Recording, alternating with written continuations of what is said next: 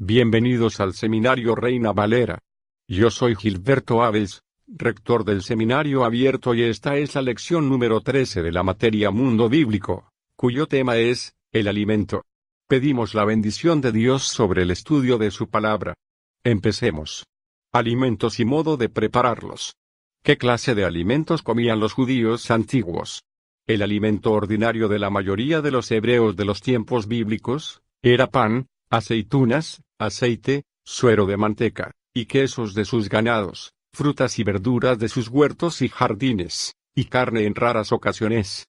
Solo muy pocas variedades podrían añadirse para tener una lista completa de los alimentos que se usaban en aquellos días. Uso de granos crudos y tostados.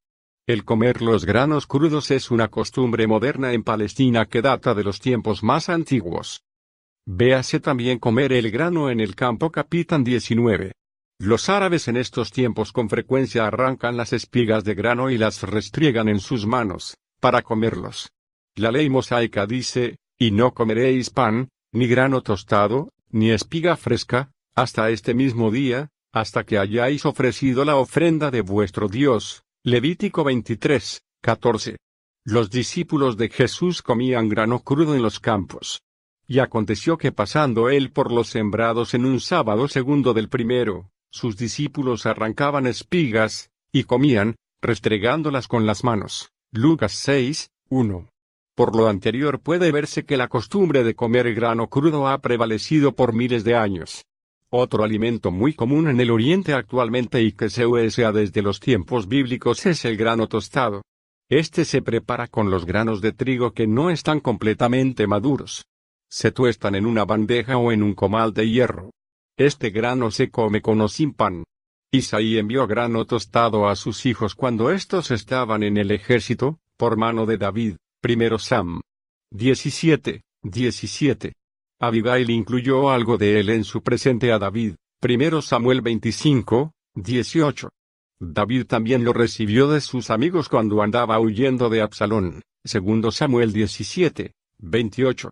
Estas escrituras muestran que el grano tostado se ha usado por siglos. Pan, el principal alimento. Se ha estimado que en el Oriente, 3/4 partes del pueblo se alimenta de pan o de los productos manufacturados con harina de trigo o cebada. Es incuestionablemente el principal alimento en el Oriente. En la Biblia se usa con frecuencia la expresión tal como comiendo pan, mientras que los occidentales dicen, tomando la comida.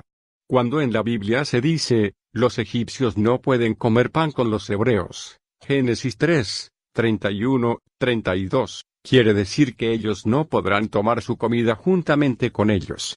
La santidad del pan.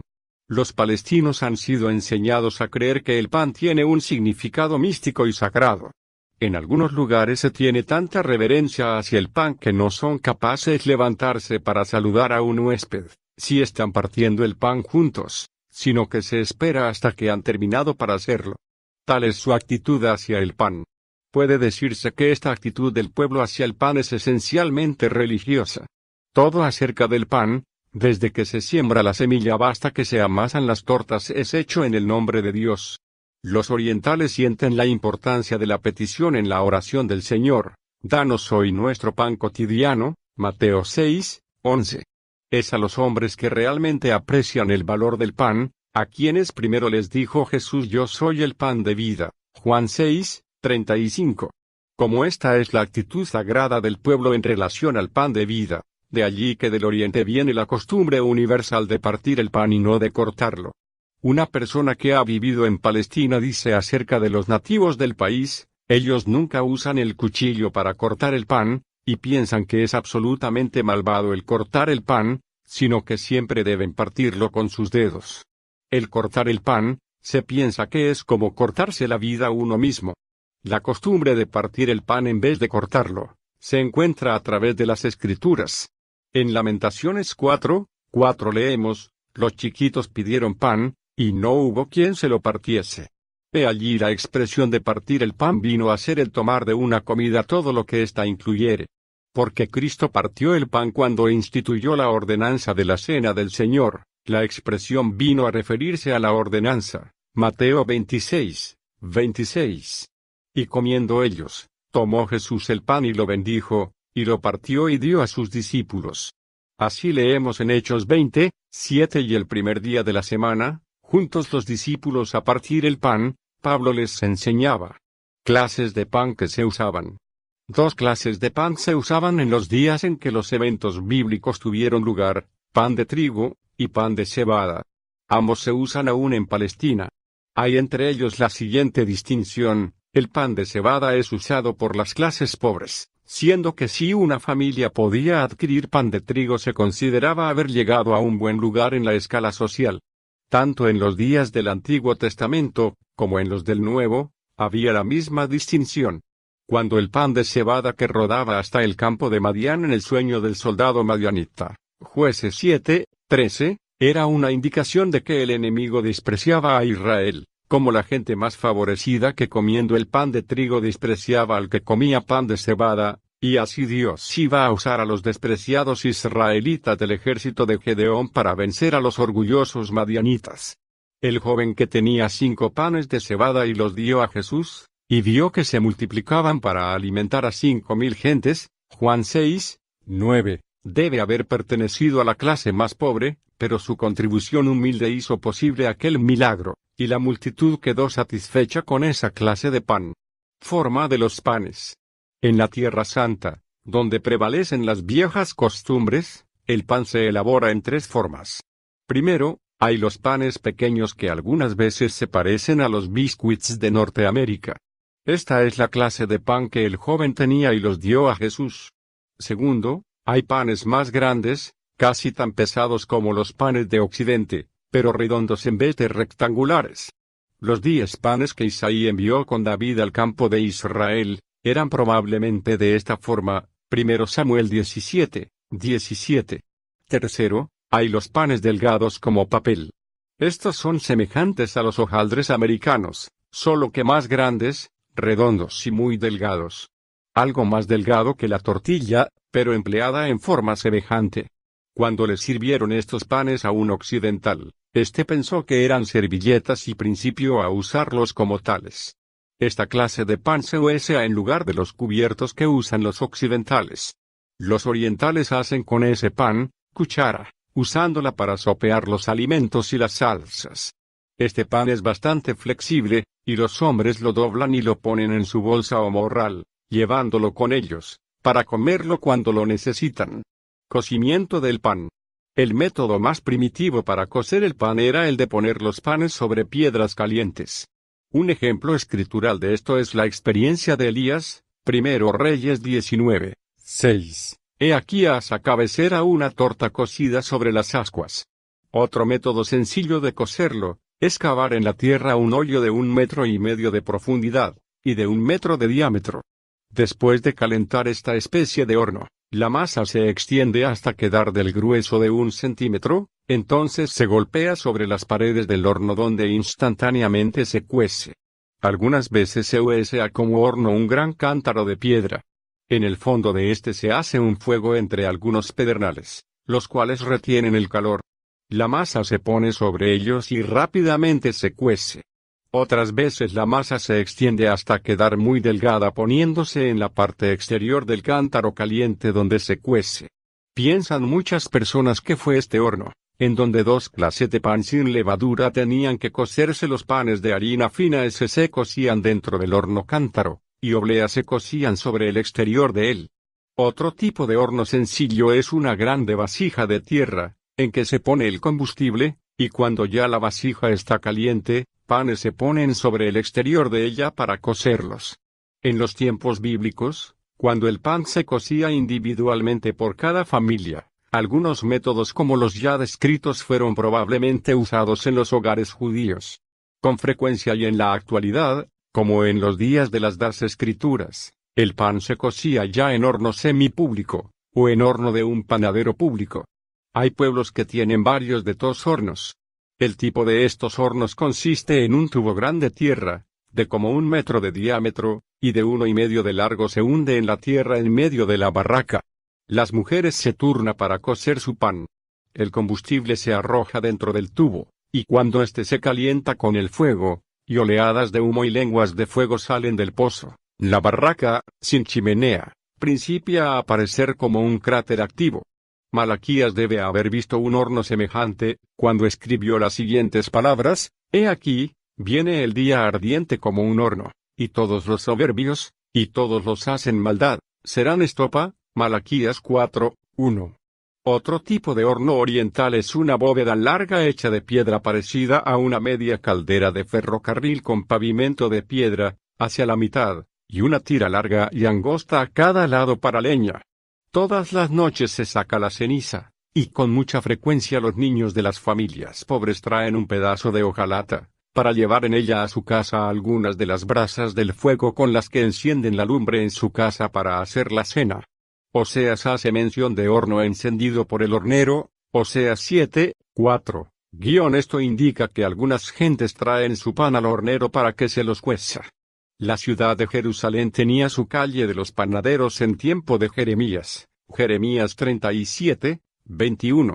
VRDURAS. Las dos clases de verduras usadas en tiempos bíblicos eran las habas y la lenteja. El profeta Ezequiel menciona ambas en un versículo, Ezequiel 4:9.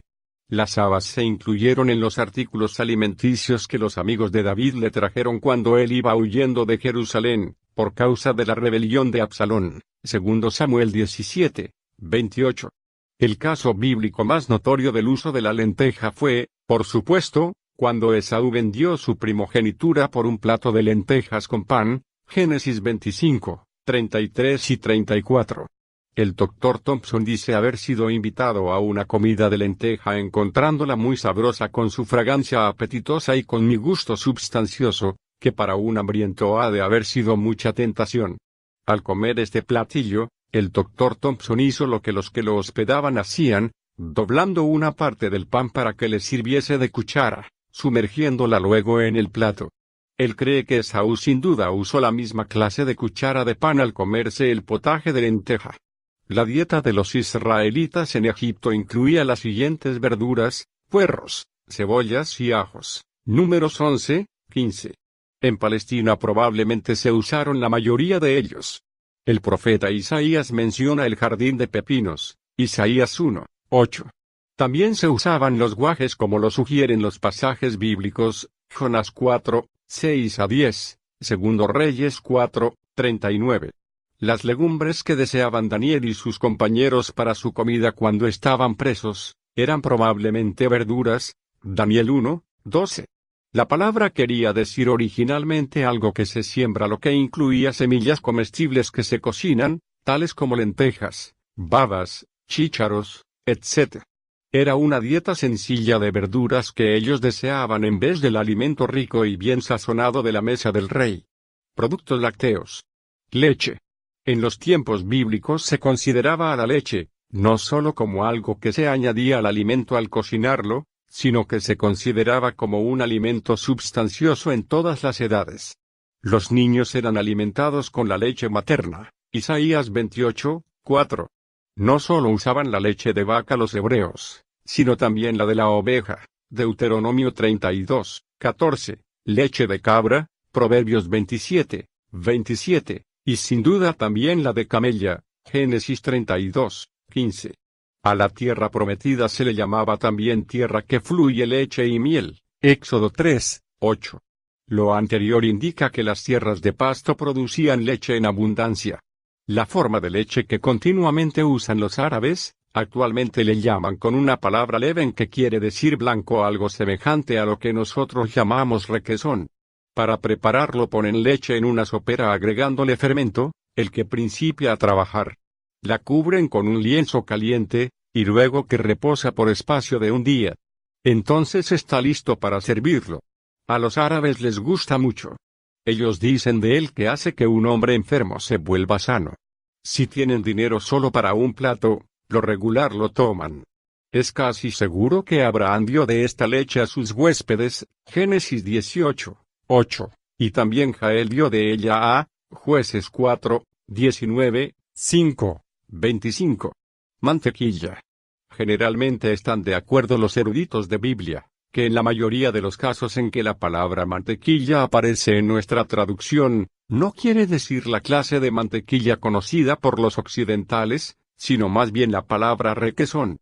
Hay dos pasajes que se refieren a la mantequilla, pero ellos lo hacen en forma diferente de la usada por aquellas gentes que viven fuera de las tierras de Oriente. El primer pasaje que menciona la mantequilla de vaca, Deuteronomio 32, 14. El segundo pasaje se refiere al proceso de hacer la mantequilla, el que exprime la leche sacará manteca, Proverbios 30, 33. El método usado en el tiempo de Biblia es sin duda alguna el mismo que usan los árabes el día de hoy.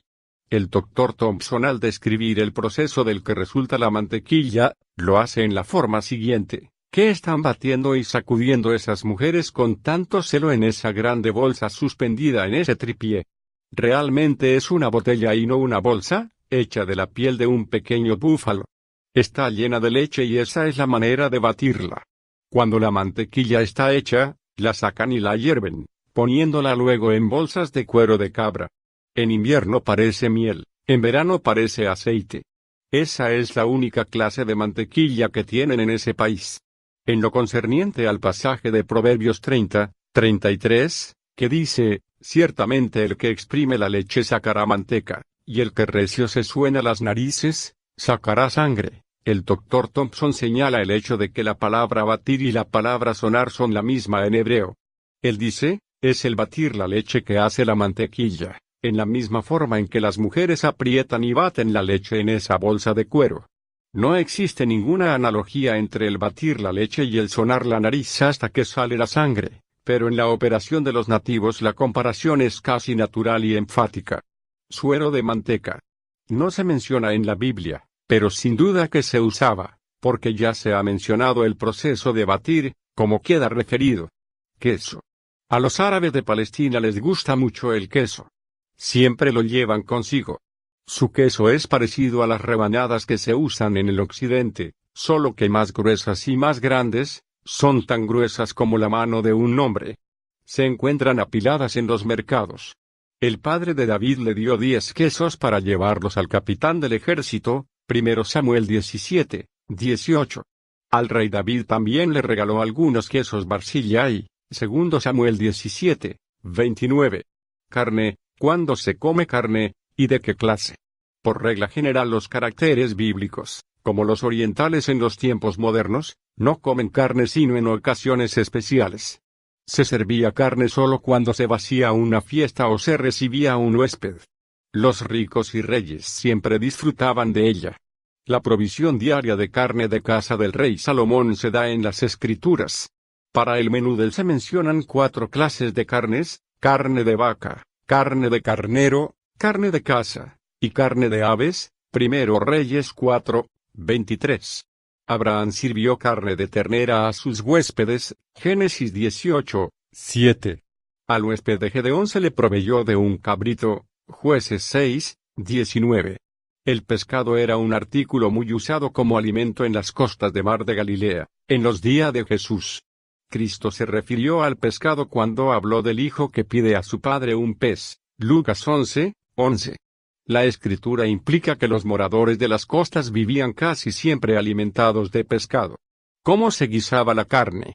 El método de preparar la carne ha sido descrito así: asarla en arador es quizá el método más antiguo de cocinar carne, y es menos común entre los israelitas que hervida. Solo los ricos y las clases acomodadas usan la carne asada, como es costumbre del Oriente. Cuando el pueblo traía las ofrendas, los sirvientes de los hijos de Eli le decían: da carne que hace para el sacerdote, porque no tomará de ti carne cocida, sino cruda. 1 Samuel 2, 15. Cuando la carne cocida estaba lista para servirse, se dividía pequeños pedazos, y se preparaba un caldo para servirlo con ella preparado con verduras. Este caldo se usaba en días de Gedeón de Isaías. Huevos. Entre el tiempo de Elías y el tiempo de Cristo, se introdujeron las aves domésticas y el uso diario de los huevos en Palestina. En Antiguo Testamento hay algunas referencias a lo que pudiera ser el huevo de una gallina, y esta se encuentra en el libro de Job. ¿Habrá gusto en la clara del huevo? Pero, en el texto amerita ser revisado. Se traduce así: ¿habrá gusto en el jugo de la verdolaga? Es dudoso que se refiere a un huevo. Pero sabemos que el uso del huevo entre los galileos en derredor del lago, era muy común en tiempos de Cristo, porque Jesús habla de un hijo que pide un huevo a su padre. Lucas 11, 12. Miel. Dios prometió a Israel una tierra que fluye leche y miel. Éxodo 3, 8. Las innumerables referencias a la miel o al panal en la palabra de Dios, son pruebas de que en Palestina abundaban los productos de las abejas. Sin duda que los judíos cuidaban las abejas para que produjeran miel. Así muchas de las citas bíblicas indican que la miel silvestre era muy común. Los lugares favoritos para cazar las abejas eran las cavidades de los árboles, en donde Jonatán descubrió algo de miel y comió de ella, 1 Samuel 14, 25 a 27, en los agujeros de las rocas, de donde con frecuencia era extraída, Salmo 81, 16, y algunas veces en los cuerpos secos de los animales, como cuando Sansón comió del cuerpo de un león muerto por él, Jueces 14, 8 y 9. Los libros poéticos de la Biblia hebrea abundan en comparaciones de la miel. Los juicios de la palabra de Dios son comparados a ella, Salmo 19, 10. Palabras placenteras semejantes a ella, Proverbios 16, 24, y las novias en los cantares de Salomón hablan de la miel, Cantares 4, 11, 5, 1. En los tiempos del Nuevo Testamento Juan el Bautista se alimentaba con langostas y miel silvestre allá en el desierto, Mateo 3, 4. Y cuando Jesús quiso probar a sus discípulos que su cuerpo resucitado era un cuerpo real, pidió alimento y le dieron parte de un pescado asado, con miel, Lucas 24, 41 a 43. El Dr. Thompson relata que en las grietas de un precipicio sobresaliente en Wadi el-Qurn los enjambres de abejas han hecho su hogar. Se bajó a un hombre con cuerdas sobre las rocas, bien protegido de un ataque de las abejas, y pudo extraer una gran cantidad de miel. Este incidente es reminiscente de la expresión de Moisés en su canto de despedida, e hizo que chupase miel de la peña, Deuteronomio 32, 13. Frutas. Olivas y aceite de oliva. La oliva se usa mucho en escabeche, pero la mayor parte de la cosecha se usa para fabricar el aceite de oliva. En el Oriente, el aceite de oliva toma el lugar de la mantequilla, y es usado para cocinar. Un examen de las Escrituras indicará lo importante que era un alimento cocinado con aceite de oliva. La viuda que alimentó a Elías le dijo, que no tengo ni un pan cocido, que solamente un puñado de harina tengo en la tinaja, y poco de aceite en una botija, 1 Reyes 17, 12. Ella había dependido grandemente en el pan y aceite para su alimento, pero la existencia de ambos estaban terminándose. El milagro de Elías hizo multiplicación del sustento y la tinaja de la harina no escasearan, no menguó la botija del aceite, conforme a la palabra de Jehová que había dicho por Elías, 1 Reyes 17, 16. La ofrenda de grano de la ley mosaica requería harina fina sin levadura, mezclada con aceite, asada.